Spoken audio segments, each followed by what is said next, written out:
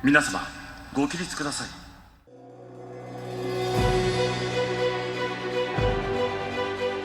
Konnichiwa, Paralympics fans and lovers of Shuklistan, and welcome to Day 11 coverage of the Tokyo 2020 Paralympics on Keep the Flame Alive, the podcast for fans of the Olympics and Paralympics. I am your host, Jill Jarris, joined as always by my lovely co-host, Allison Brown. Allison, konnichiwa. Konnichiwa. Our time in Japan is almost over. It is. So much preparation. I can't imagine how the organizers are feeling. I think they're ready for a nap. Just, Fair enough. they're going to sweep the tatami. They're just going to lie down. Disinfect it with the sprayer. Part of me is like, oh, things are coming to an end. And then part of me is like, oh, things are coming to an end. It's almost nice that there's another one in 6 months. Scary, but nice. Okay. On our follow-up file, we have a big correction to make from wheelchair basketball. We said in the women's semifinals that the US beat China to go to the gold medal match. No, that is incorrect. China won. They beat the US 41-36. They will be playing Netherlands for gold. USA will be facing Germany. And then another bit of follow-up news. We mentioned that wheelchair tennis player Joachim Girard was in the hospital because he fainted unexpectedly. He is recovering well. The Belgian Paralympic Committee has confirmed, but he is still in the hospital. Well, get well soon. That was scary. Feed beefs. And honestly, I tell you, I was 25 minutes away from no feed beefs. And maybe that was because I fast forwarded through most of NBCSN's coverage today. And I have to give them props for how they dealt with the wheelchair tennis doubles final. Because they did we're going to come back to it. We're going to toss it over here. And then we're going back. And then we toss it over to this sport. And then we go, just like we would expect for an Olympics. It's like somebody's listening and they heard us. Right, But because this morning there were 3 major events going on at the same time. exactly. And they handled that well. But I still had feed beefs. So do you want to go first? Well, 'Cause you're already on a roll, so you go ahead. Okay, so my feed beef started with about 25 minutes to go because they replayed all of the swimming find that the US had medaled in that they had shown earlier in the broadcast. So just in case you were waking up and wanted to turn on the TV instead of turn on whatever you had recorded, we're gonna show it to you again. Oh, And I wait, in the know same broadcast? well, it may have I don't remember what time of day. It would have been because all the heats are in the morning in Tokyo and the finals are in the evening. So yeah, they showed the heats, they showed the finals, and then they showed the finals again later, but then they could add the interview in the mixed zone, which says a whole lot of nothing. But they could add that, and I can guarantee you that I won't need to watch about an hour of the coverage starting at 9 o'clock tonight because they will re-show those again. I would put money down on that. That's my beef. Okay, so my beef came yesterday afternoon when I was going back and watching the Olympic channel. I said, "Oh, great.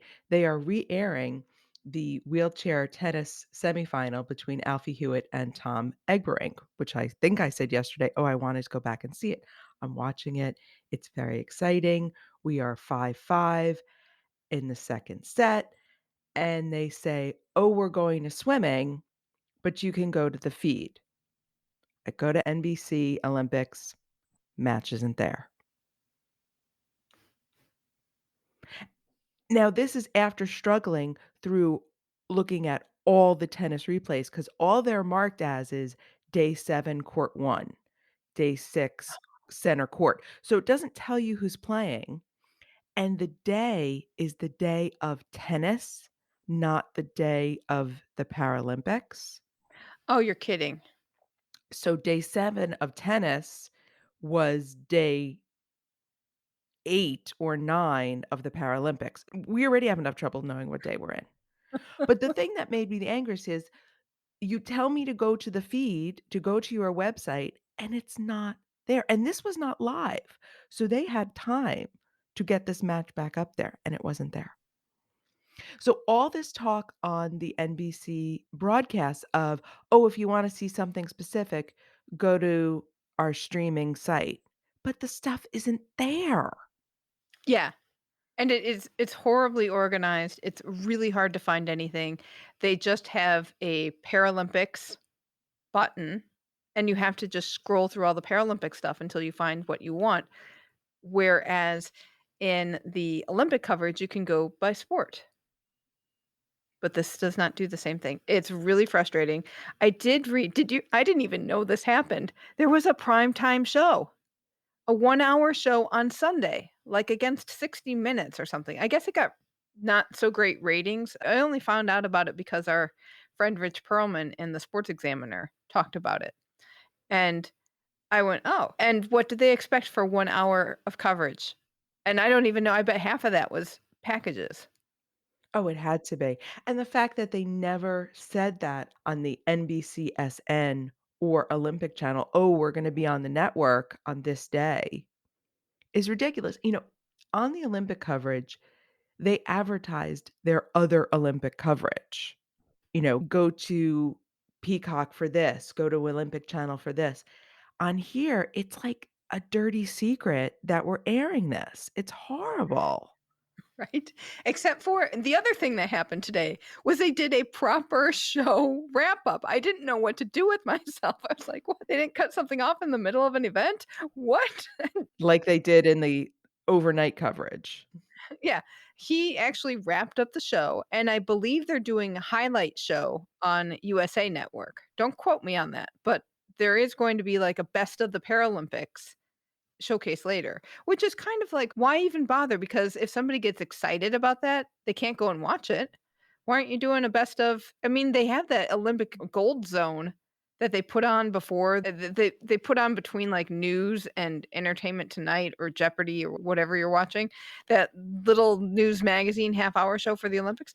Why aren't they doing that for the Paralympics? And it doesn't have to be a news magazine with packages. You could have somebody at a desk, Soviet style, just reading results and showing clips. I mean, they've got all these packages. Yeah, just keep, I mean, use what you have. I don't know. It's really frustrating. My other part of the beef is that we watched swimming twice, the same swimming events twice, but spoiler alerts for later in the show, we got one club throw from silver medalist Cassie Mitchell. And I know all of you throws fans. Oh, go. What else is new? That's all they show. Get on board with this, Jill. I'm not happy about throws getting one throw to show. That's not a competition. And then nothing from the gold medal archery match, which was A, phenomenal, and B, involved an American.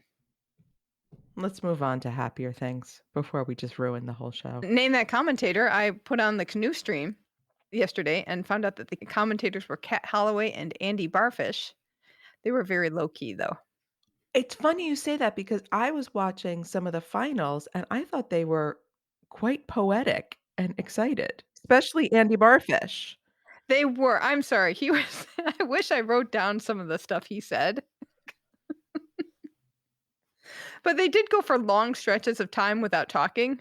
That's true. That's the low key part of it. Now it's time to talk about what volunteer or officiating job you would like. What is your job today? So I mentioned yesterday how there was, or maybe 2 days ago, there was the water bottle delivery person, I think at athletics. Well, it seems like these water bottle delivery people are at all events. I saw today at Canoe Sprint a man, poor thing, covered in his little plastic poncho, bringing a little milk crate to each boat, just filled with bottles of water. And I thought to myself, how much water is this poor canoeist going to drink? But that's fine. And he came by. And then one of the women who did it sat down next to the boat and applauded for one of the medalists. So she delivered Oh, water and gave them a little cheer. I said, "Oh, good. They don't have to be quiet. They can say congratulations. They can applaud. They can do all those things." So then I liked it better. excellent. And I love a Um, good milk crate. Takes me back to elementary school. I'm back at the cycling road event, and I had seen this a couple days before, and I needed a confirmation of what they were doing because I saw it and I said, that's a job I could do. At the finish line, they have a big chute. All of the walls are kind of broken off from the rest of the stuff, and the athletes just ride down a chute. but they have to get off the chute somehow. And there is a break in the partition because it's just like metal fencing parts and they wrap it in Tokyo 2020 banners.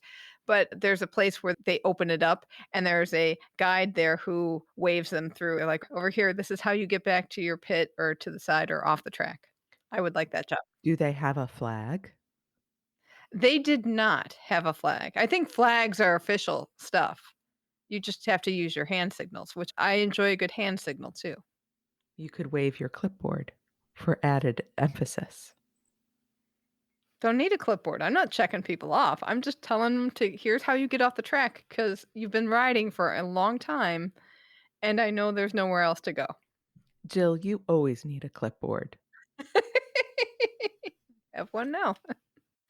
All right, before we get to today's action, we'd like to remind you just a couple days left in our Kickstarter campaign. We are down to hours now.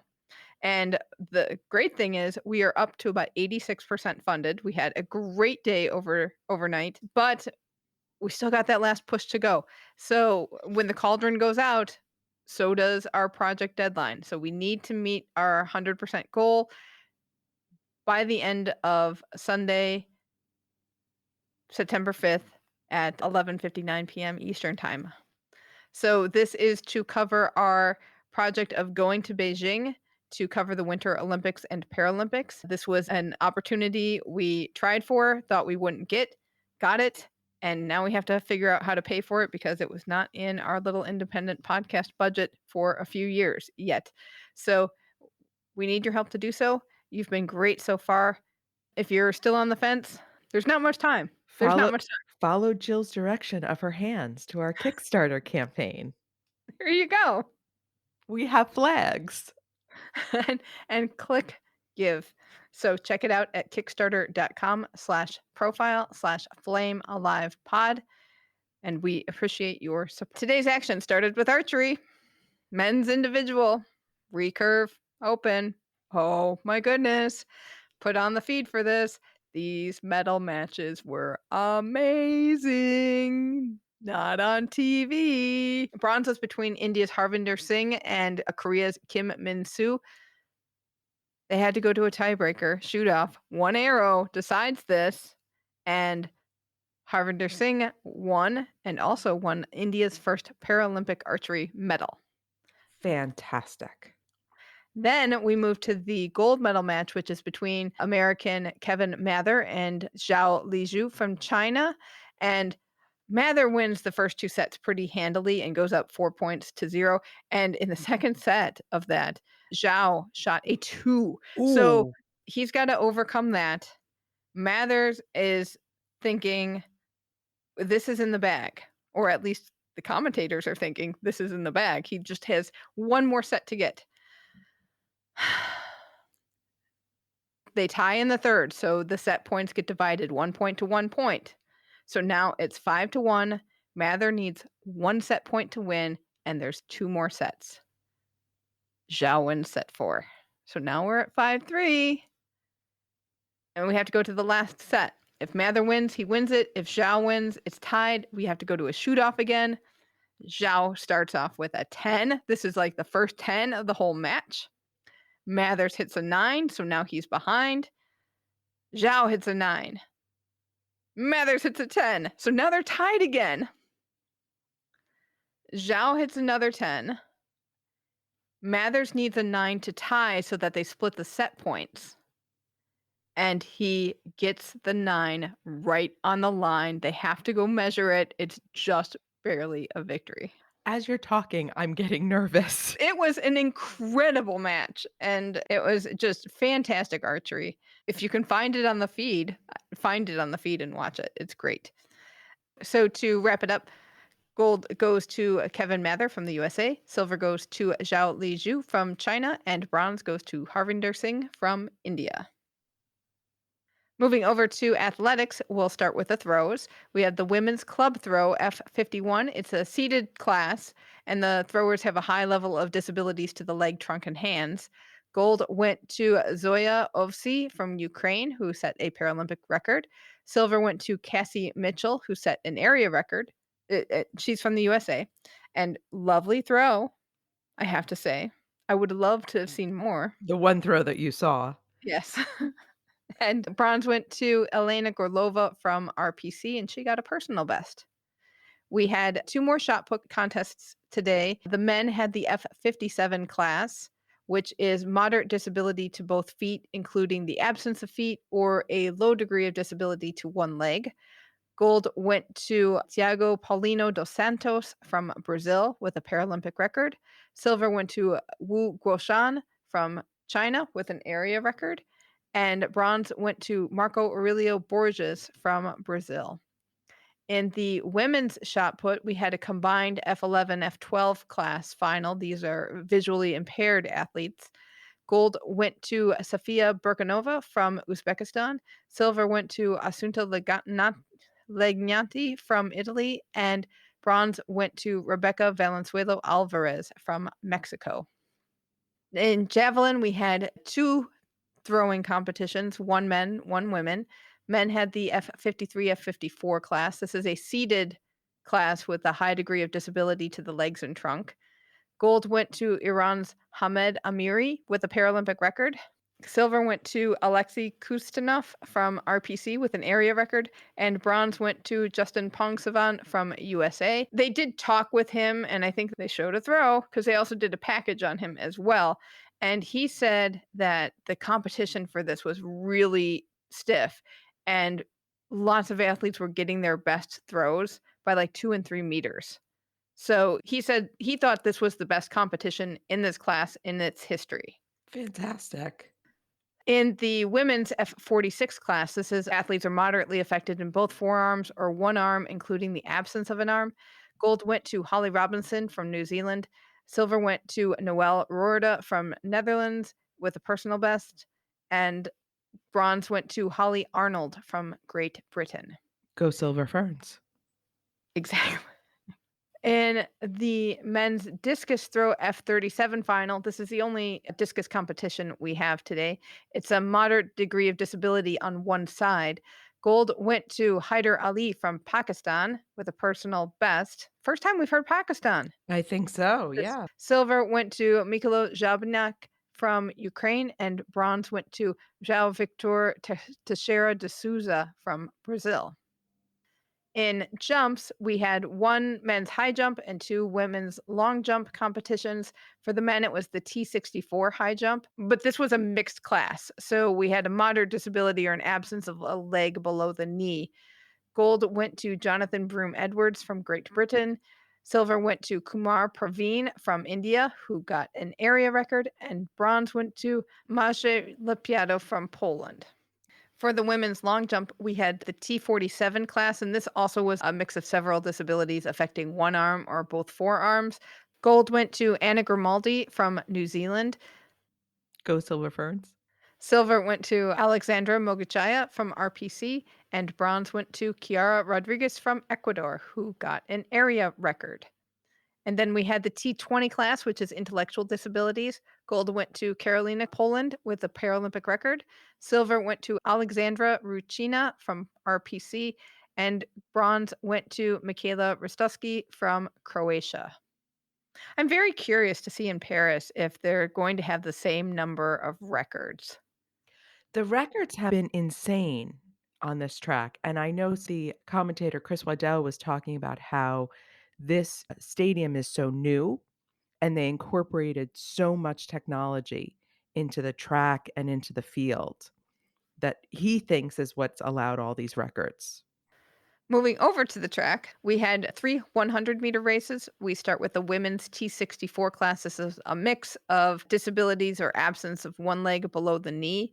Gold went to Marlene van Ganswinkel from Netherlands with a Paralympic record for the T64 class. Silver went to Irmgard Ben-Susan from Germany, who set a Paralympic record for the T44 class. And bronze went to Marissa Papa Constantino from Canada, who got a personal best. For the men, we had 2 wheelchair classes. So the first one was a class with significant disability to arms and hands. It's the T51 class. Gold went to Peter Jen from Belgium with a Paralympic record. Silver went to Toni Piespanen from Finland. and bronze went to Roger Hapsch from Belgium. And in the T52 class, this is a class with low to moderate disability to the arms and hands. Gold went to Raymond Martin from USA, silver went to Oya Yuki from Japan, and bronze went to Leonardo de Jesus Perez Juarez. This was a good race. That was a good race. Raymond Martin did not start well, and then all of a sudden came just charging through, and you it surprised me in a such a short distance because it's only 100, how that switched, but man, that was fast, and I did find out bouncing is bad. Oh, okay. That's good to know. Chris Waddell was very helpful today, Chris Waddell, thank you. Said that bouncing, you lose time. Okay. Because you want that contact with the Right, because surface. if the wheel is on the surface, then you're gaining speed. If you're bouncing, then it's adding distance to how far you have to travel because 'cause you're going up and down and forward. Interesting. And I know Oyayuki tried really hard because it was another you could tell, not my house, but just couldn't. Raymond Martin just really sped away with that one. There was one race in the 200-meter distance for men in the T61 class. This is a running blades class where athletes are missing both legs above the knees. Gold went to Natando Malangu from South Africa. Silver went to Richard Whitehead from Great Britain. And bronze went to Ali Lassen from Germany. In the men's 400 T62 class, which is another running blades class, but this time it's absence of both legs below the knees. Gold went to Jonas Flores from Germany. Silver went to Oliver Hendricks from Netherlands, and bronze went to Hunter Woodall from the USA. And we had two races in the 1500 meters, both men and women, T20 intellectual disability class. For the men, gold went to Owen Miller from Great Britain, silver went to Alexander Robotnitsky from RPC, and bronze went to Nide Dieng from Italy. For the women, gold went to Barbara Biganowska Sajek from Poland, silver went to Ludmila Danilina from Ukraine, and bronze went to Hannah Totten from Great Britain. And then finally, we had the 4x100-meter universal relay. Did you watch this? I have not seen this yet. Oh, go and watch it. It's fun. It's a mixed relay. So everyone's doing 100, but it's a combination of classes. So you can have China had a visually impaired runner. I think they had the only visually impaired runner on the track. You can have a mix of disabilities, but you have to end with a wheelchair. Are they doing a traditional baton handoff? No, you tap. You tap, okay. And so gold went to the USA, set a world record.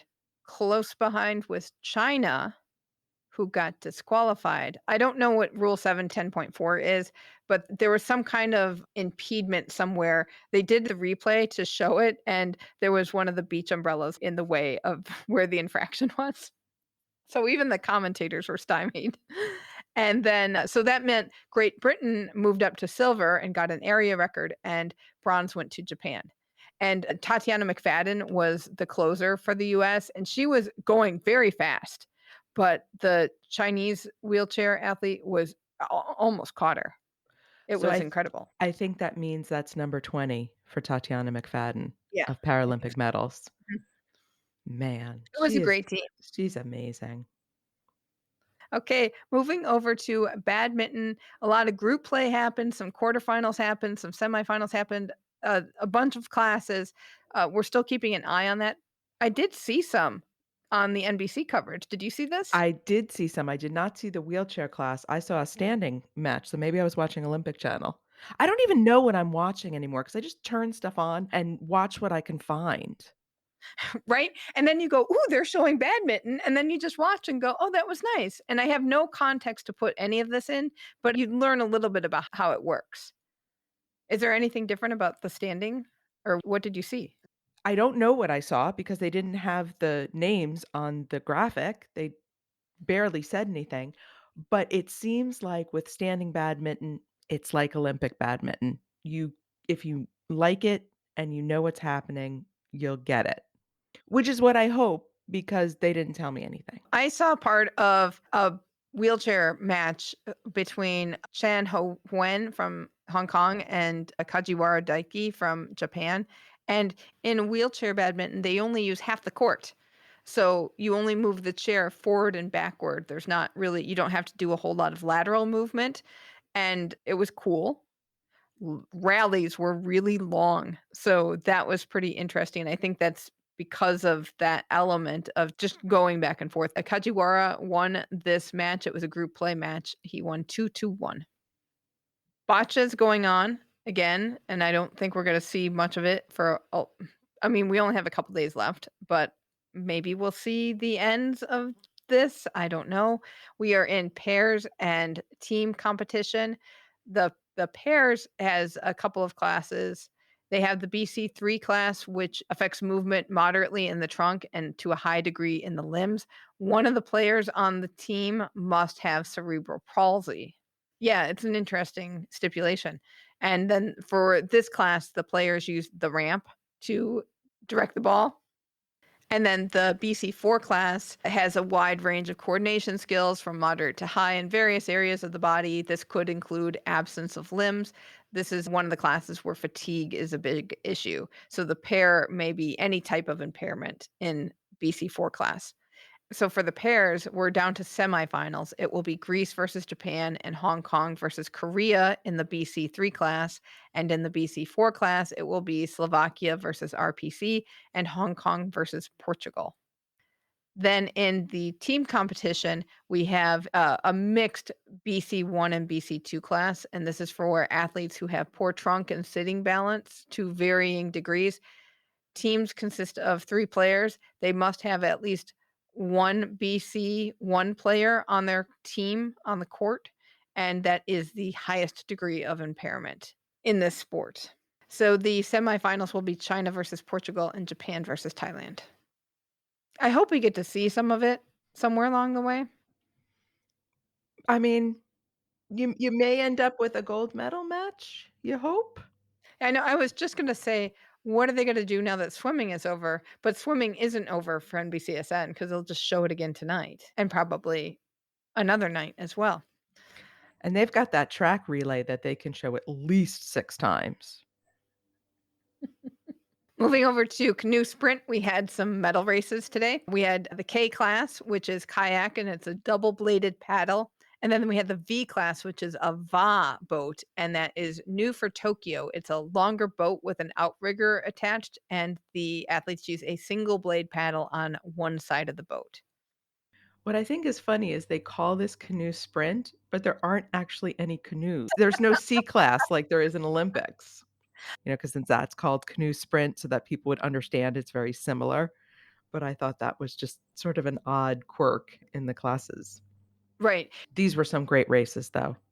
Yeah, they were. So we had the men's K1 200-meter distance, highly affected in the trunk and legs. Gold went to Peter Kiss from Hungary, who got a personal best. Silver went to Luis Carlos Cardozo da Silva from Brazil. And bronze went to Remy Boy from France. Peter Kiss was pretty amazing. And he was pretty excited at the end. It was really sweet when he reached that spot where he got a whole milk crate of water. He's embracing his coach and he's sobbing, and he's a good-looking kid, and that made it even sweeter that he's got this smile, but he's sobbing. So that's a fun race to watch, and it's just good kayaking. And Hungarians keeping on the tradition of their strength in this sport. They love their water sports. In the KL2, all of these races are 200 meters. Moderate degree of disability to both legs or the absence of legs. Gold went to Curtis McGrath from Australia. Silver went to Mikolo Siniuk from Ukraine. And bronze went to Federico Moncarella from Italy. In the men's KL3 200-meter race, moderate disability to one leg or the absence of one leg. Gold went to Serhil Yemelnyov from Ukraine. Silver went to Leonid Krylov from RPC, and bronze went to Robert Oliver from Great Britain. One of these races, and I forgot to mark down, maybe it was like a B final. They had a false start. Did you see that one? I did not see that, so that must have been in the B finals. Okay, right. And they have, like, sirens and lights for every lane because it just went, "Woo, woo, woo, woo." It's like, "Oh my goodness, what's going on?" Someone's trying to steal a canoe. Well, we know those canoes ain't cheap, so we gotta protect them. And I know they're kayaks, but still, there could be a canoe around. Someone's trying to get it. Yeah, every lane had its own little sensor, and they didn't disqualify anybody, and they didn't yellow card anybody. I guess maybe it was just a little sensitive because you couldn't really tell who jumped. But that was funny. Like, oh, I am learning something about how this race is organized. And the women's VL2 class 200-meter singles, this is for moderate to significant disability in both legs or the absence of both legs, and the addition of massive muscles to your biceps and triceps. Wow. These women. Gold went to Emma Wiggs from Great Britain, who got her personal best. Silver went to Susan Seipel from Australia, and bronze went to Jeanette Chippington from Great Britain. This was a fun race, and what made it the most fun for me is at the end, Emma Wiggs is screaming to Jeanette Chippington Oh, as they yes. both pull in like, "Yay, you got the bronze," and Jeanette Chippington is sort of she's excited, but she's like, "Wait a second, Emma, you just got the gold, stop cheering for me." It was a wonderful British moment where everyone's like, "Yay" for the other person, and the other, "No, it's fine." And Emma Wigg is just thanking everybody and sobbing and saying how amazing they're and it's just a great race to watch. There's a very tight finish for 3rd, 2nd, 3rd, and 4th. Yes, because Emma was just way far ahead. You just looked at the stroke rates, and people are like, "Stroke," and Emma's like, "Stroke, stroke, stroke, stroke," and you just didn't know how she could move her arms that fast and push the water because that's hard to do. And But then you she's saw the biceps and triceps oh and you my understood goodness, how she could push the yes. water. Emma Wiggs is a crossover athlete. She used to play sitting volleyball and now switched to para canoe. And she's tiny. She's only 5'2". There's hope for us old tiny people because she's in her 40s too, man. In the road cycling event, we have a follow-up from yesterday. The mixed team H class relays do not need to have a woman on the team, and only half the teams included female riders. That was one of the points. If I don't remember if it's in the show, but we did wonder if teams needed to have a woman on, and they did not. So today we had the men's class 4 and 5 road race. These are traditional bicycles. Athletes have a low degree of disability on one side or both legs, or moderate disability or absence of one leg. The race is 92.4 kilometers long.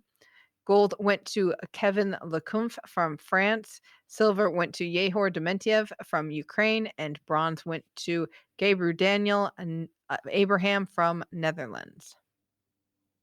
For the women's C1 to 3 race, also on traditional bicycles, varying degrees of disability to the limbs and trunk. So this race uses a time factoring system where time's added in varying amounts to those athletes who have less degrees of disabilities. They ride a 39.6 kilometer race. Gold went to Segiura Keiko from Japan. Silver went to Anna Beck from Sweden, and bronze went to Paige Greco from Australia. The photo finish on this for spots 2, 3, and 4. When I say photo finish, I mean inches. Mhm. It was tight. And when they show the picture afterward, I still looking at the photo of the photo finish, couldn't parse out. Wow. Incredible. So, Sugura, she's a pharmacist. She has 3 children. She took up cycling after Rio, and I wonder if it was like, "Oh, I see this, and, oh, I fit into this sport, and the Paralympics are coming to Japan. Why don't I try it?" And the feed announcers, these are OBS announcers, actually said she's been as she's getting ready to cross the finish line, they just went into their bag of phrases and said, "She's been working for this all her life." And I just went, "You just said she didn't take up cycling until after Rio." Yeah, she's one of those Paralympians who didn't know about all these sports, saw it in Rio and said, "I'm athletic. I do that, and now I can be a competitive athlete in a way that I never knew I could." And I think we'll be seeing a lot of that again. Yes, with the increased exposure and television coverage, I think you're right. We're going to see more athletes who realize that they have a place or people who realize that they can be athletic. And then we had the men's and women's B road race. This is for visual impairments. The women rode 92.4 kilometers and the men rode 118.8 kilometers. For the women, gold went to Katie George Dunleavy with her pilot Eve McChrystal, and they're from Ireland. Silver went to Sophie Unwin with pilot Jenny Hall. They are from Great Britain. And bronze went to Louise Jennering from and her pilot Anna Sverdstrom from Sweden. For the men, gold went to Vincent Tesseur from Netherlands with pilot Timo Fransen. Silver went to Tristan Bangma with his pilot Patrick Boss. They are also from the Netherlands. And bronze went to Alexander Yulveris with pilot Corentin Hermanal from France. So many crashes in this race. Really, I did not get to see this one. So the B class race started after the C classes races, and it was raining again and foggy. And there was this one turn that had some blue paint on it, I guess as a marker, and 3 teams that I saw wiped out on that turn. And the announcer said, "Oh, there's something about the paint that makes it difficult because you're transitioning from one road surface to another." And they were catching this paint. The other problem that they were talking about was that a lot of the teams didn't have the proper wheels for the conditions. Oh, They didn't bring them, or it's so complicated to switch the wheels out that they couldn't switch it out. Like, it's a several hour process, and then there's adhesive that has to dry over a couple days, so you can't just swap out the wheels. So even teams that had certain wheels couldn't necessarily use them. do we know whether this is particular to Paralympic This is cycling? particular to the tandem bike. Oh, okay. Oh, that's interesting. Right, so there's something about the way the tandem bike is structured that changing the wheels is extremely difficult. And changing the type of wheel, because it's not just you swap out a tire, you actually have to make adjustments to other parts of the bike when you change the type of tire. Okay. And yes, I can imagine they have it was cold yesterday. And I should have mentioned this in the canoe portion because it was like 20 degrees Celsius, which was they said this is not the weather that they were preparing for because it was cold, it was rainy, it was foggy, and yeah, I bet they all brought hot weather tires. And once you lose that heat and but you still have the humidity, what kind of tires you need? Oh, that's really interesting. And then there was the issue again in the B class of keep your glasses on, take your glasses off.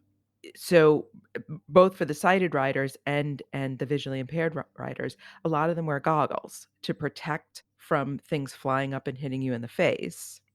And then for the sighted pilots, they also protect their vision, but they couldn't see out of them because of the fog and the rain. But you take them off and you risk getting things flung in your face and also not being able to see because now your face is all wet. So these were rough conditions for these riders. Oh, what a day. That's really earning your medal right there. Moving over to goalball. Shall I sing the one song they seem to play at every break? So clearly they fired the DJ that was gonna be there if crowds were there.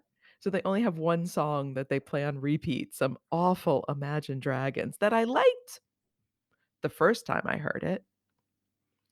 But the 47th time I heard the first 15 seconds of the song, because they don't keep going, they just start it from the beginning every time. Kind of losing my mind a little bit. It's Believer, and honest to Pete, I woke up this morning and that song was in my head. How could it not be? It just was like, and then I was like, "Goalball, I'm gonna go and see it, Goalball." You were writing your own song there? Yes, exactly. So we had last day of Goalball, and this has been so much fun to watch. For the women, bronze medal match, Japan beat Brazil 6-1, so host country getting on the podium.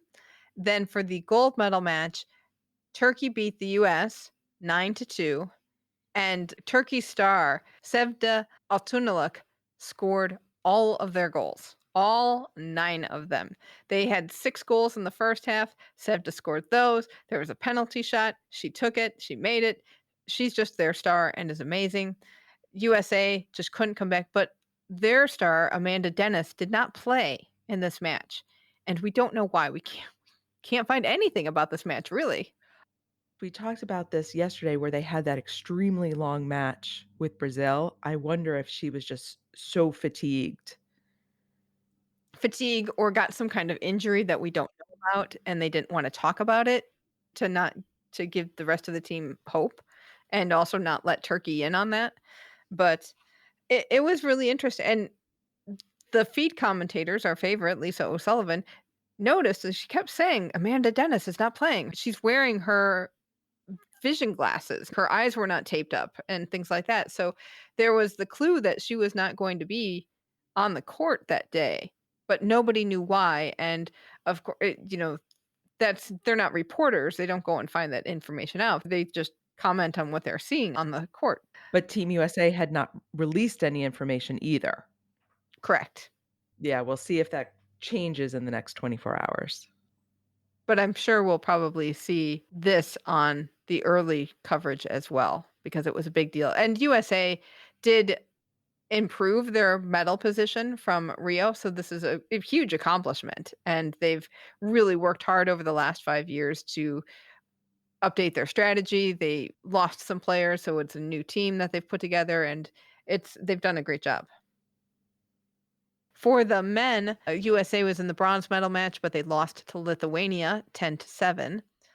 I thought this was going to go the way of the first match with Lithuania, but the US did try to work their way back. They just didn't have enough time to do so.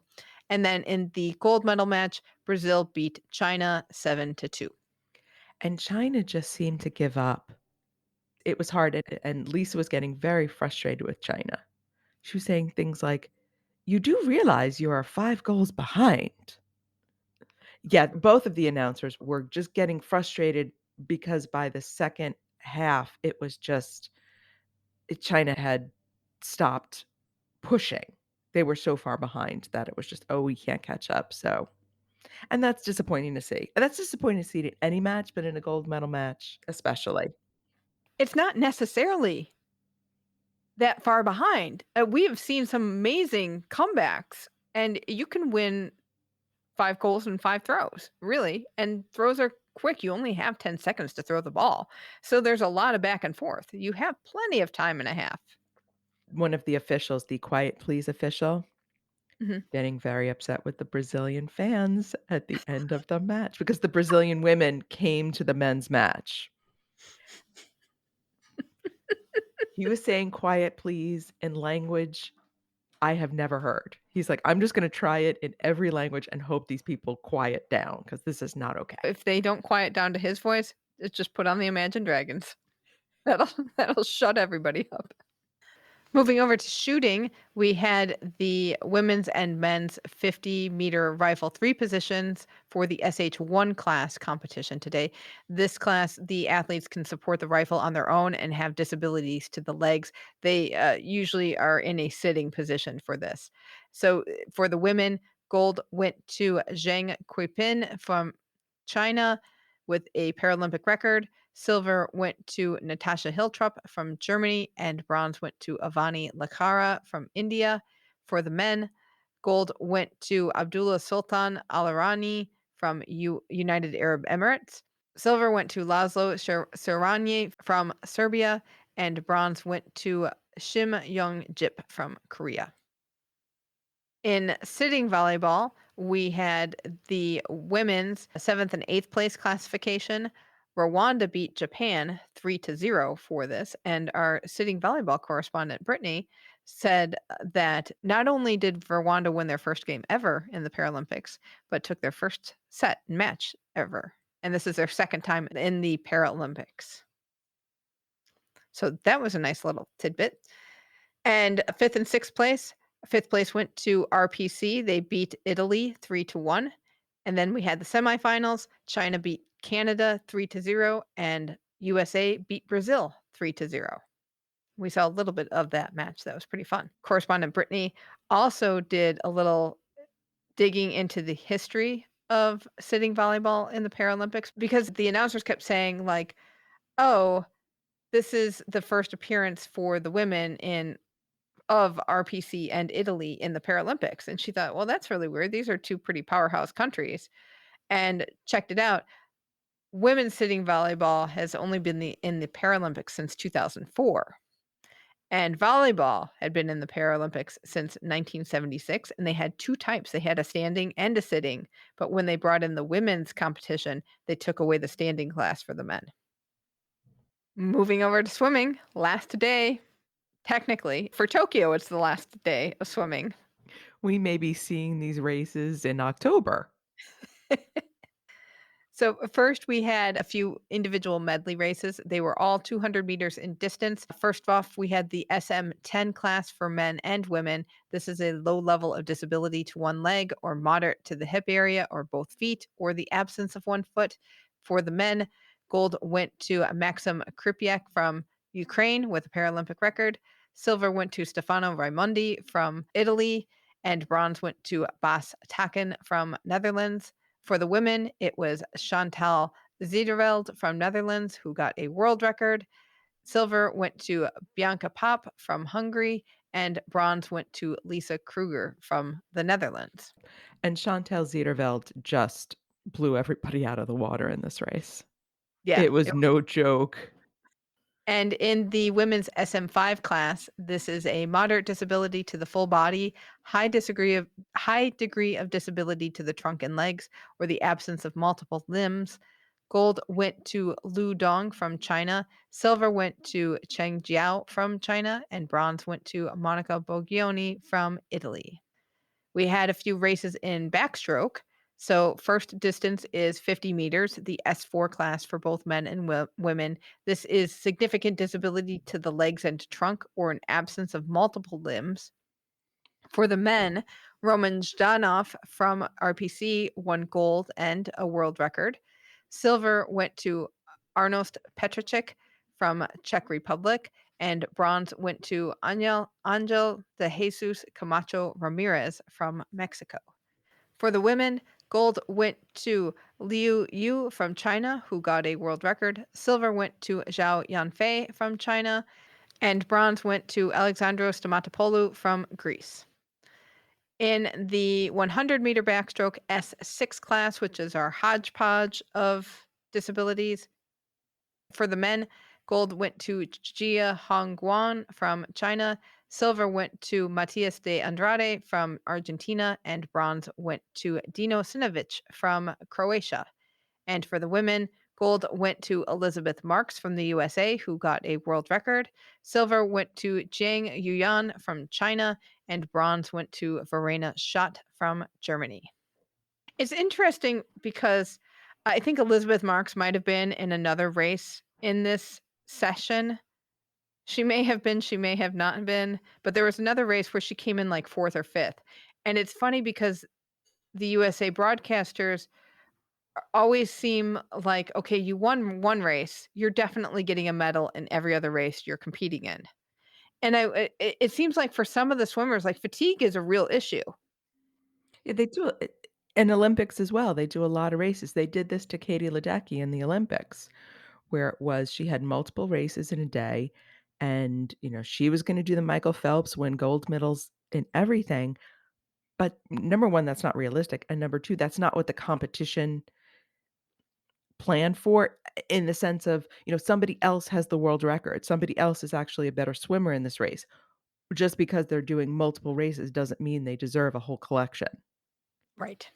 And it's an announcer's thing. It's not a swimmer's thing. Exactly. And that's, I think, what's frustrating. And I think they're looking for the easy story. Oh, we have one star in the pool. Okay, great. We can jump onto that. Moving over to butterfly, we had a number of races in butterfly today.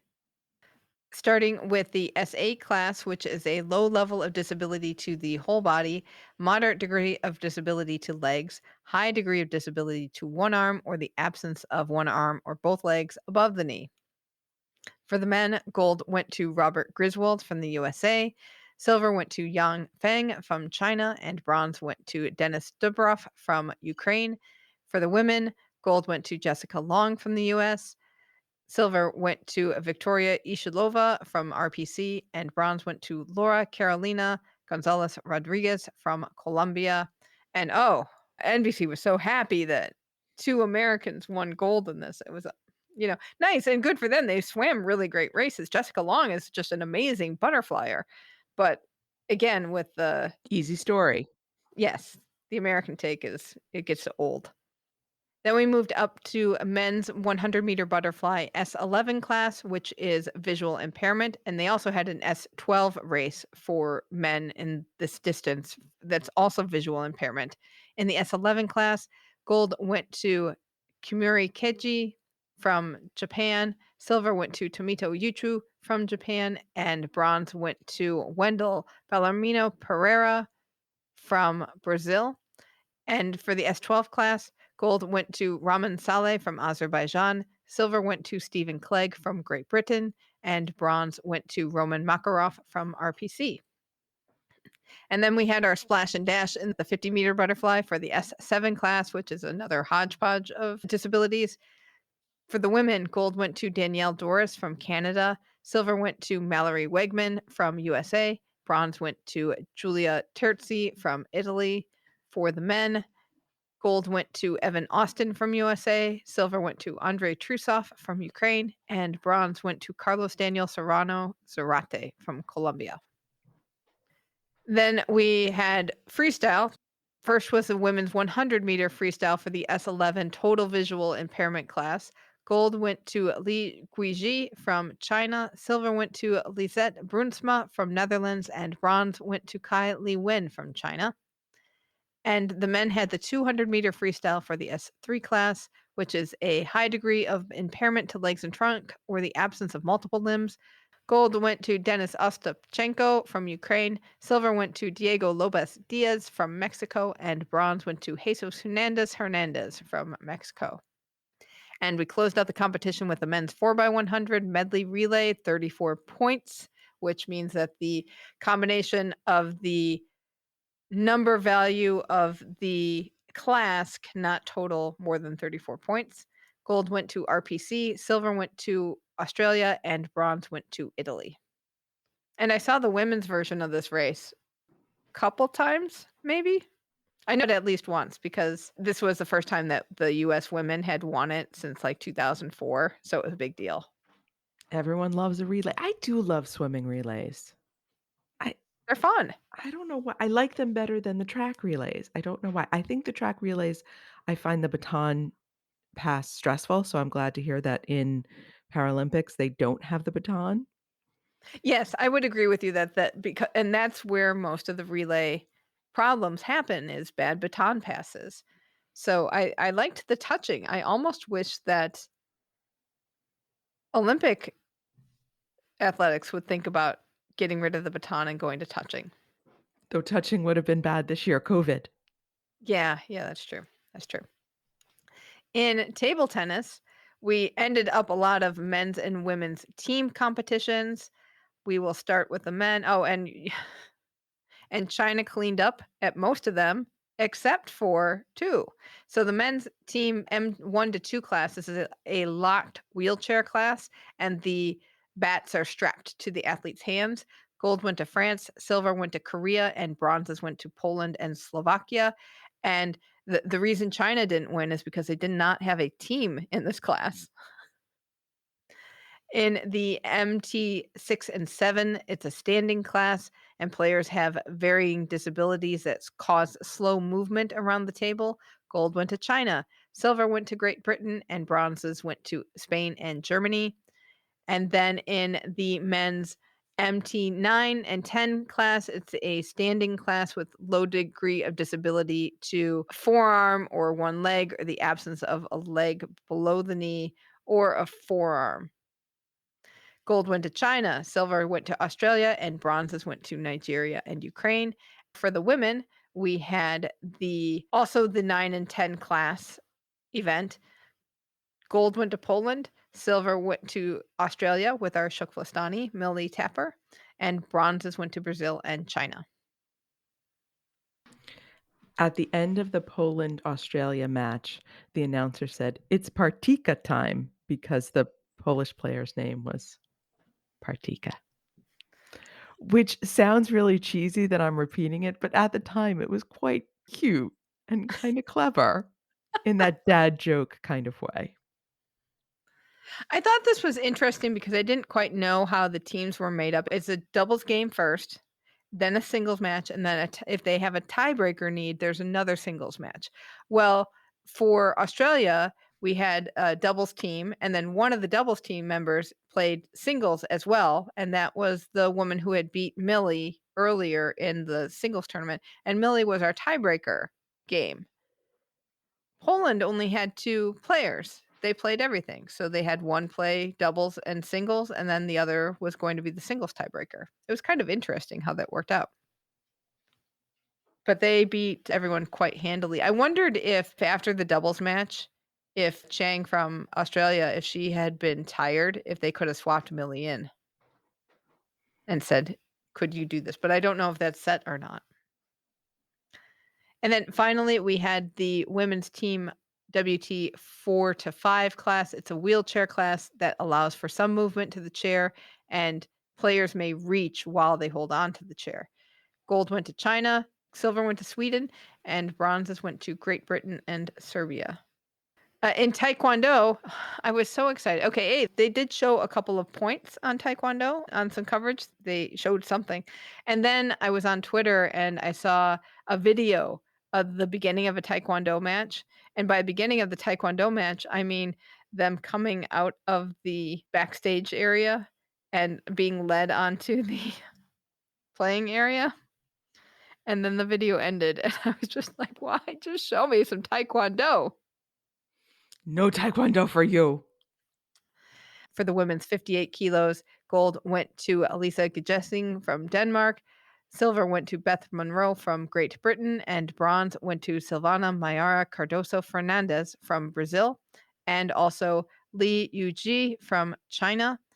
In the men's 75 kilo class, gold went to Juan Diego Garcia Lopez from Mexico, silver went to Mahdi Puranaman Morgarabi from Iran, and bronzes went to Juan Samarano from Argentina and Ju Jung Hun from Korea.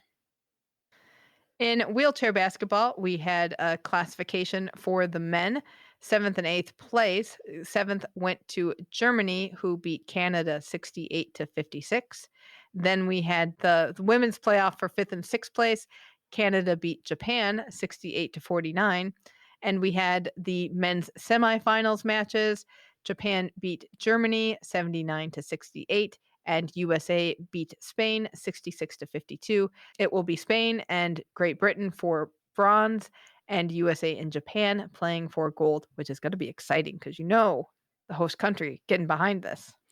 So I noticed that there was a player coach for Great Gaz Chowdhury and looked it up. Turns out the British head coach, Haj Banya, tested positive for COVID in his pre-travel test, couldn't travel, is talking to them on the phone, basically coaching them ahead of games. But during the games, Gaz Chowdhury has taken over this role and done an amazing job. They're going for the bronze medal. Wow. Well, I hope their head coach is doing well. So far, it seems like it's not serious because he has continued to be in contact and work and he's not hospitalized. But yeah, that must have been a little scary for the whole team because then it's, wait, our coach just tested positive.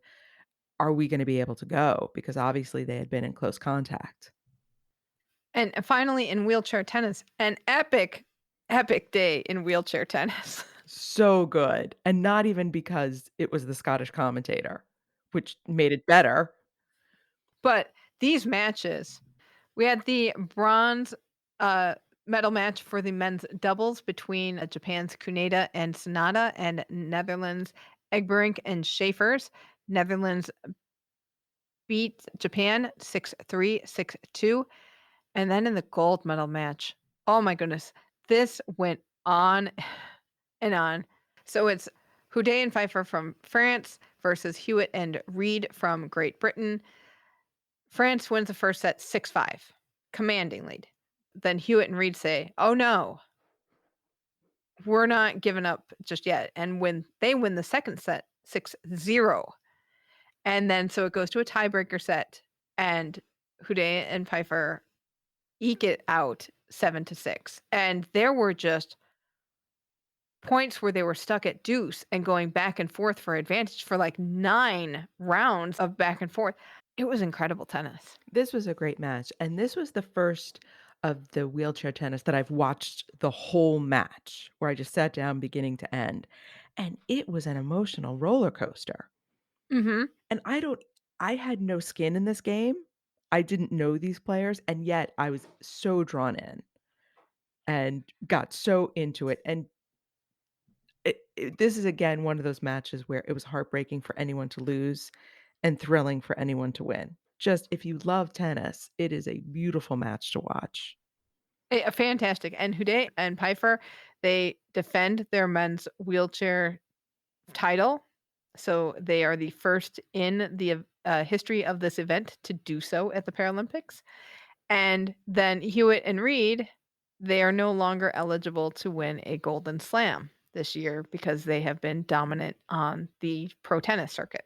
And more upsetting is this may be the last Paralympics for Alfie Hewitt because there is discussion. He's been playing provisionally for the past 2 years because he may be classified out of wheelchair tennis eligibility. Oh, really? In the women's singles tournament for the bronze medal, Great Britain's Jordan Wiley beat Netherlands' Annick van Koot. Again, another epic match. 6-4, 6-7, 6-4. So just pushing everything to the limit. And Van Koot was not giving up for sure. And then for the gold medal match, it was Netherlands' Dieter de Groot versus Japan's Kamiji Yui, and de Groot won that match 6-3, 7-6. So Kamiji not going down without a fight either. So gold goes to Dieter de Groot, silver goes to Kamji Yui, and bronze goes to Jordan Wiley. And then we had the quad singles bronze medal match, which Niels Vink from Netherlands won. He beat Sugeno Koji from Japan 6-1, 6-4. And the gold medal match will be on Saturday because, again, everything's super rescheduled in tennis. Niels Vink is 18 Incredible. and he looks about 14. He has such this little baby Dutch face. You wanna put him in a little hat and stick his finger in the wall. Really, and just a good kid. So it was fun to see him win. He was very, joyous and respectful. It was a good match to watch too. So, one more day, I think, of wheelchair tennis. Yes, finishes up tomorrow. Okay, it's been great. That has been so much fun to watch. We'd like to take a moment to thank our Patreon patrons. These are people who give to the show on an ongoing basis. And because of their financial contributions, we have been able to expand what we can do as a show, and we are incredibly grateful for that. The most recent thing we've been able to do is add transcripts of the show, which make us more accessible to a wider audience. And it also shows us that we don't really speak in complete sentences. We'll work on that. No complete sentences and run ons. My specialty. So If you would like to contribute on an ongoing basis and see what else we can provide you to make your listening experience even better, check out patreon.com/flamealivepod. Shuklastan watch. McKenna Gear is shooting small bore. Go McKenna. Have a better day. Well, on that note, it is time for us to say sayonara. As always, you can email us at flamealivepod@gmail.com, text or voicemail us at 208-352-6348. That's 208-FLAME-IT. We're at FlameAlivePod on social. I'm on Twitter. Allison's on Insta and Facebook, so please get at us there. Make sure you are in the Keep the Flame Alive Facebook group. So much fun we're having there and learning so much. Don't forget our Kickstarter. We're 1 hour closer to our deadline, and we still need your help. Please help us reach the goal of bringing you on-the-ground coverage at Beijing. That's kickstarter.com/profile/flamealivepod. As we go out to music by Mercury Sunset. Thank you so much for listening, and until tomorrow, keep the flame alive.